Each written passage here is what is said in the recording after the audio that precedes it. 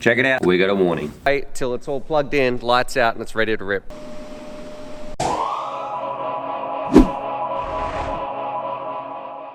G'day, Stu from UAVfutures here, and today, well, super exciting stuff because what we're going to be looking at is that TINYHAWK 2S, and as far as I'm concerned, the TINYHAWK is one of the biggest innovators in our hobby. It's exactly what we needed. I absolutely love it. When I first did my review of the very original one, it was right around the same time as the Mobula, and let me tell you, since that review, the TINYHAWK has absolutely grown on me. And ask me why and how I can show you. Check this out. These are all the TINYHAWKs that I've purchased, so not review units. I actually got all these so I could go out and teach kids to fly in groups of people who wanted to fly. So that's a whole nother project I've been working on, and the TINYHAWK was my drone of choice because it is absolutely almost unbreakable. It flies easily straight out the bat, and it's just awesome. So that's what the TINYHAWK is all about. But one complaint I always said was I wish it had more power, and today, well, we've got this version right here. This is the TINYHAWK S, or just the 2S, and essentially it's a beefed up original TINYHAWK that can run a 2S battery with a couple of other little improvements. Now what we're gonna do, we're gonna very quickly stick it on the bench, break it down, look at the text and the specs, and then the fun stuff, we're gonna go out and fly it around. I'm gonna say one of the most insane, I guess, whoop obstacles you have ever seen. So stay tuned, because where we fly this thing, it's kind of like, it was made for it, but it's absolute heaven flying through this thing. It is really, really cool. I can't wait to show you. But let's kick it off with a bit of an overview. What this is, hopefully this is in focus in the roof cam. What this is, it's pretty much a little bind and fly you take out of the box. You can fly around, and the big one, like I mentioned,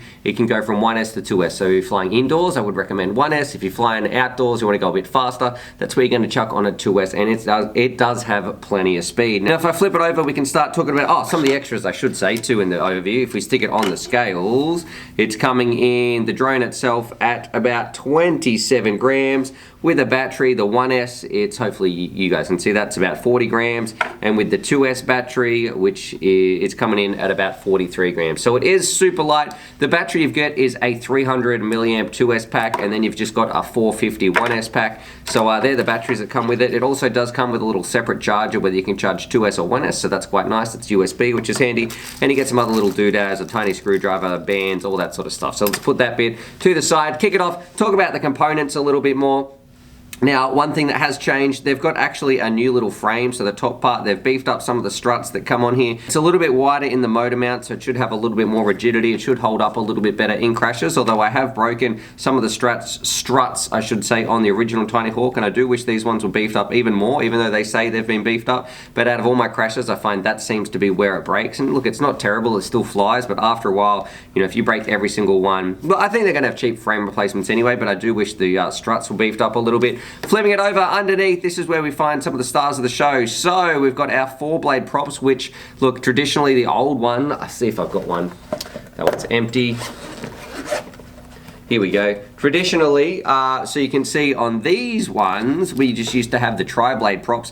Now these didn't let it do turtle mode. So with this one, these bladed props, they can do turtle mode. I don't feel like there's any performance gain here or there, but having turtle mode is nice, especially when you get stuck in some awkward places and you want to get your drone back. One difference is we've got these little rubber parts underneath, which traditionally we used to have this plastic part. We've got some little rubber parts here, which do work really well for a 2-battery solution. So whether you want to have a higher 2S, it holds it in there nicely, or a little bit of a 1S, it still slides in there quite fine. So look, I think that's the best way they could have done that, so hats off to them for that. And then underneath, we actually have a different motor. They're 802s, 15,000 kV, so they're spinning up a little bit faster, a little bit of a lighter motor as well, but they're meant to offer more power, which is great, and also better flight time. We're going to put that to the test and talk about that. And then moving towards the middle, they're sort of redesigned, I guess, the inside. You can see the plugs no longer clip into the top. The plugs clip into the side of the board, so you don't see that anymore. It's going to be, you're still going to need to take it apart to replace your motors. We've got 5 amp ESCs in there, an F4 flight controller, Betaflight OSD, like your normal changeable channel VTX, all that sort of stuff, with a little CMOS camera on the top,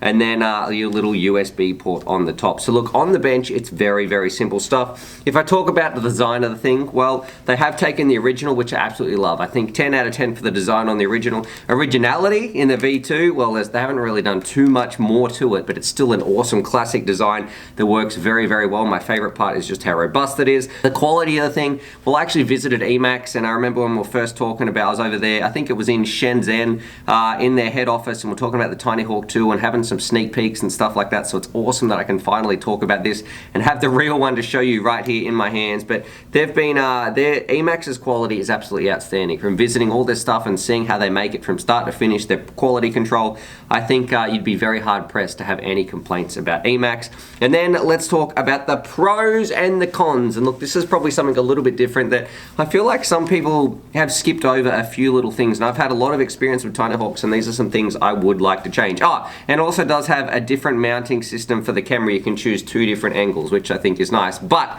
here are some improvements I would like. Oh, let's do the pros and the cons. I'm getting a bit rushed. Let's things that I would like to see an improvement on. I really think they need this sort of, I'm going to put a picture on the screen. It's like a little TPU mount you can put to hold your camera nice and secure. Your camera is going to come loose. If you crash this thing enough, it's going to come loose. It's annoying to try and put it back in there. You can solve that with a little 3D printed mount. So I'll put a picture on the screen. That should take care of that. I wish that just came standard built into the mount.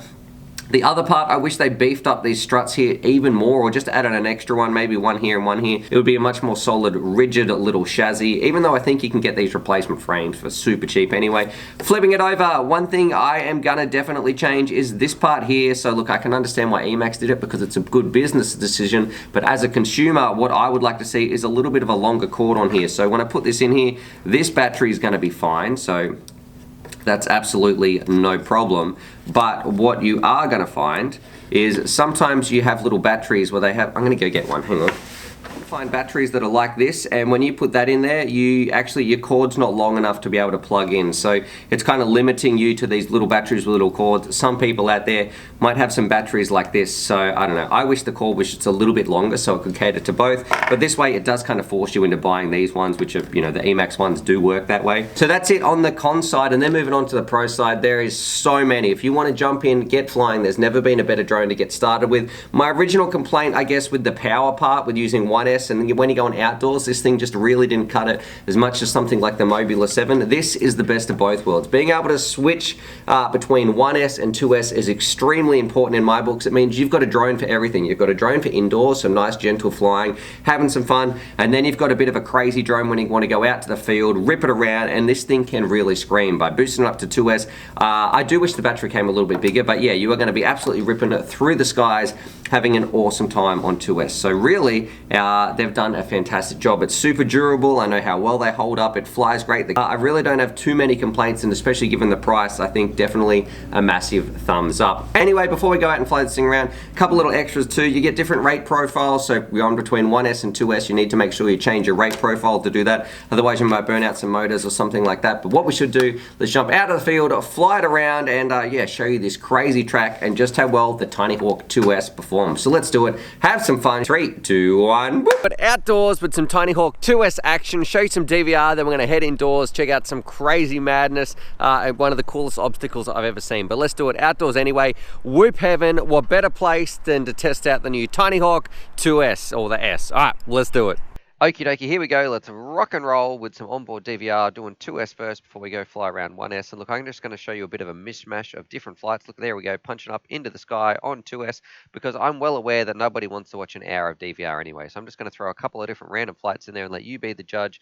But this thing definitely does hook for a 2S. The one thing I did notice, though, if you got really high and I was pointing at the sky, and it might have been an overcast day, but the clouds were still very bright, it meant when I came back down, I tilted towards the ground. It was sort of washing it out, making it very dark. So that part was a little bit tricky, but you can see it definitely does rip around on 2S. It's not quite as fast as I would say the Mobula 7, and I think the Mobula 7 is faster, but this one does feel more stable, easy to control, and overall, also you're going to need to turn the rates up, but overall I did find this a nicer flying experience. It's not as balls to the wall crazy as the original Mobula 7, but I do think it's a nicer craft overall, especially when you consider the durability and all that stuff. You can see it definitely still does rip around, even if the pack's getting a little bit flat here towards the end. But I'm going to say on 2S, most people aren't going to be flying indoors anyway on 2S because it just has too much power. So that's really when you want to try and put it into a 1S configuration, and make sure you choose your different, I guess, rate profiles and PID profiles depending on what you're going to be flying, because otherwise you're going to have all sorts of problems. But luckily that's really easy to do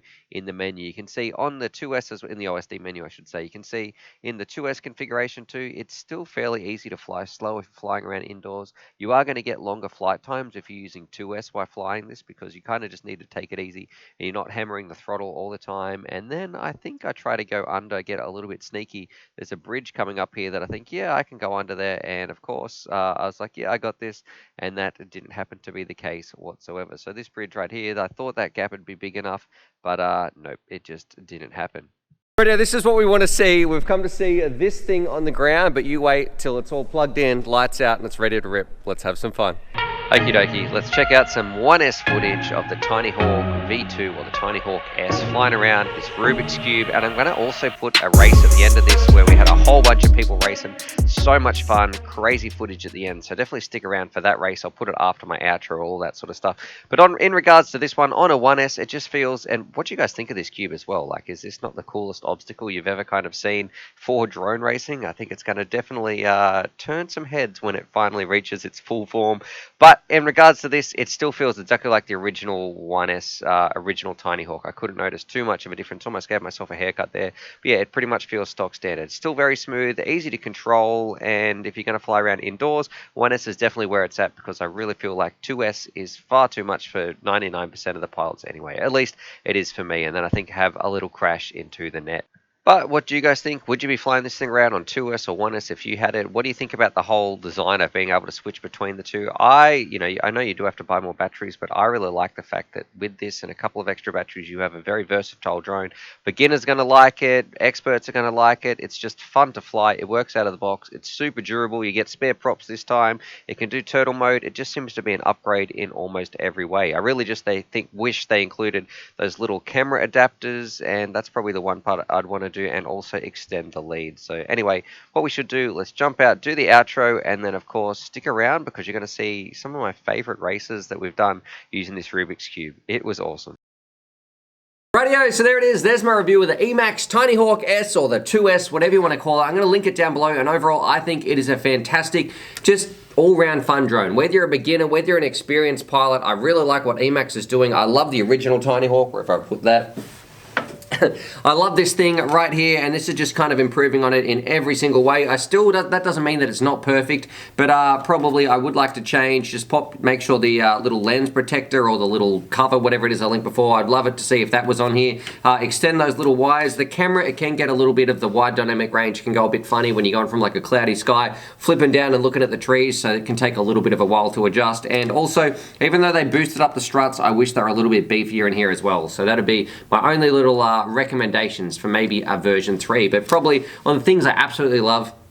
No longer do you need to pick between this and the Mobula 7. Are you going to do more outdoors? You're going to do more indoors? That's sort of, this one settles that argument once and for all. You can do 1S indoors. If you're crazy, you can do 2S, but then you can also boost it up and do 2S outdoors, and it's so easy to change your rate profile by going into your settings, all that sort of stuff. Super easy, and they've kind of got a drone for all occasions, and it's coming in very light and all the other advantages as well, being super safe, all that sort of stuff. But anyway, what do you guys think? What did you think about that giant whoop gauge? You want to see that more? There's definitely some really cool stuff coming that I can't wait to show you. Other than that, subscribe for more FPV related content. Thumbs up for Emax. I think it's an improvement. What would you actually change if you had your choice and you could do a revision 3, all that sort of stuff? Comments down below. Subscribe for more FPV related content. Love you all. And as always, happy flying.